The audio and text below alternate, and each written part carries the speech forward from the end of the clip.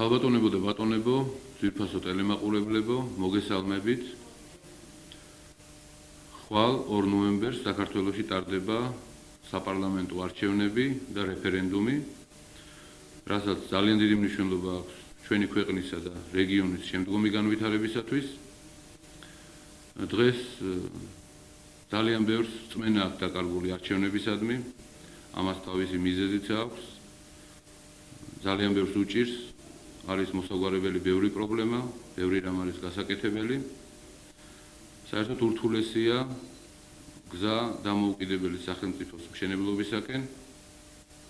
ბევრი ქვეყანა სხვა შორის ვერც ახერხებს ამას, მაგრამ მე დარწმუნებული ვარ, რომ ჩვენ თქვენთან ერთად შევძლებთ უახლოეს მომავალში და რაც შეიძლება მალე ამ პრობლემების მოგვარებას და ერთიანი ძლიერი სახელმწიფოს აღმშენებლობას. დღეს ბევრი საკითხი არის უკვე მოგვარებული და შევძელით, რომ ისეთი პრობლემები მოგვეგვარებინა, როგორიც არის სასურსათო პროგრამის უზრუნველყოფა, შენარჩუნებულია ლარის კურსი, განხორციელდა პურის ფასების ლიბერალიზაცია, სხვა რეგიონებთან შედარებით ნორმალურად მოგვეწოდება ელექტროენერგია, არა მარტო შევინარჩუნეთ ბუნებრივი აირის მოწოდება, არამედ მიმდინარეობს რამოდენიმე სოფელში და უბნებში გაზიფიცირება. ასევე მიმდინარეობს სასმელი და სარწყავი წყლით მოსახლეობის უზრუნველყოფა. დაწყებული გვაქვს მრავალსართულიანი ბინების სახურავების შეკეთება. ამისათვის მაქსიმალურად ვცდილობთ, რომ მოვიზიდოთ რაც შეიძლება მეტი ფინანსები, თანხები. დაწყებულია ეკლესია, მიმდინარეობს ეკლესია-მონასტრების მშენებლობა და მინდა აღვნიშნო, რომ შევძელით სრულად დაგვეფინანსებინა ჯანმრთელობისა და განათლების სისტემები. განთავისუფლდნენ უფროსკლასელი მოსწავლეების სწავლის გადასახადისაგან, თითქმის რაიონისა და ქალაქის ყველა პედაგოგს მიღებული აქვს ძველი ნარჩენი სახელფასო დავალიანებები და ასევე მიმდინარე გაზრდილი ხელფასები. რაც მაძლევს იმედს და დარწმუნებული ვარ, რომ ჩვენ სულ მოკლე ხანში შევძლებთ ისეთი ურთულესი პრობლემის მოგვარებას, როგორიც არის გაყინული ნარჩენი პენსიების გასპრომლება ჩვენ პენსიონერებზე. თითქმის სრულდება უკვე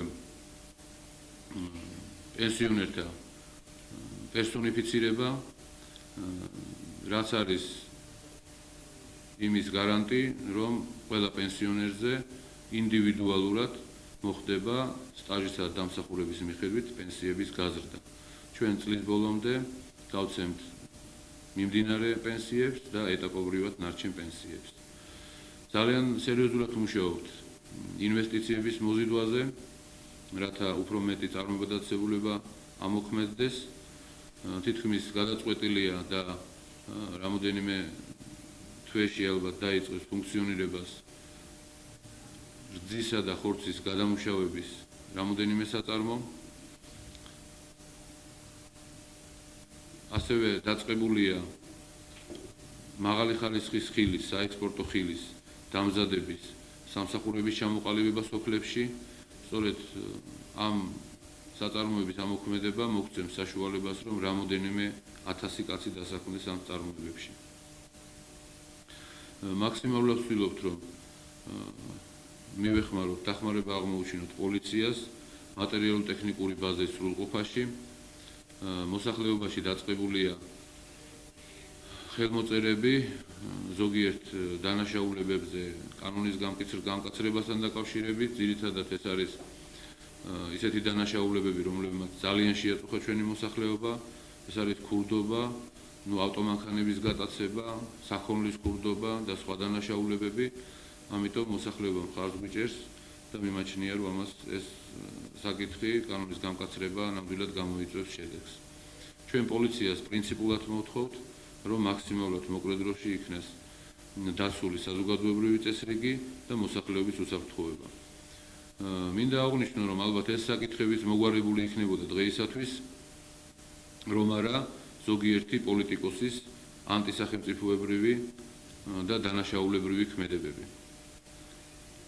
მათ აწყობს დღეს, რომ რაც შეიძლება იყოს მძიმე ფონი, რთული მდგომარეობა, რთულესი სოციალური მდგომარეობა, რომ ეს ყველაფერი ხელისუფლებას ჩვენ დავგვაბრალონ და ასეთი გზით მოვიდნენ ხელისუფლებაში და თანამდებობებზე.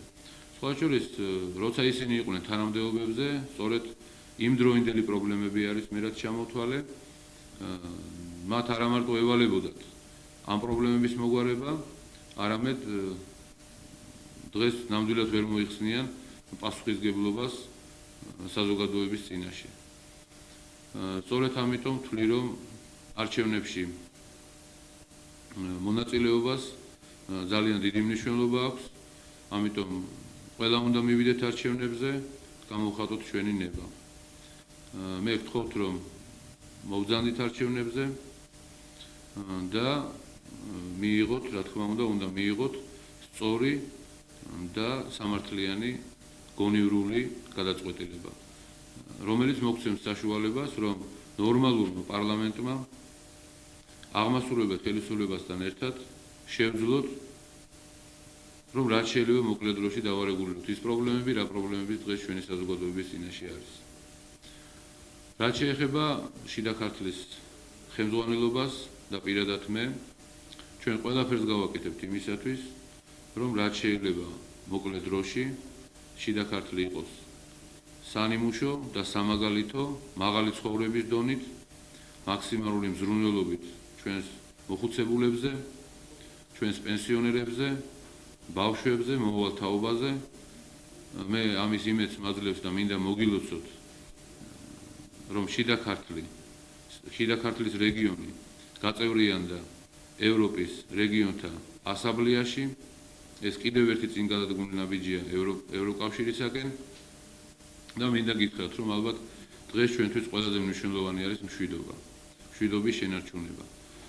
სწორედ ამიტომ მე მინდა არჩევნებში მონაწილე ყველა მხარეს ვთხოვო, რომ შეინარჩუნონ სიმშვიდე და ყველაფერი უნდა გავაკეთოთ იმისათვის, რომ შიდა ქართლში არჩევნები ჩატარდეს მშვიდობიანად და სამართლიანად. მიმაჩნია, რომ ურთიერთ პატივისცემით და ღმერთის სიყვარულით ჩვენ შევძლებთ გადავარჩინოთ და გავაძლიეროთ ჩვენი ქვეყანა.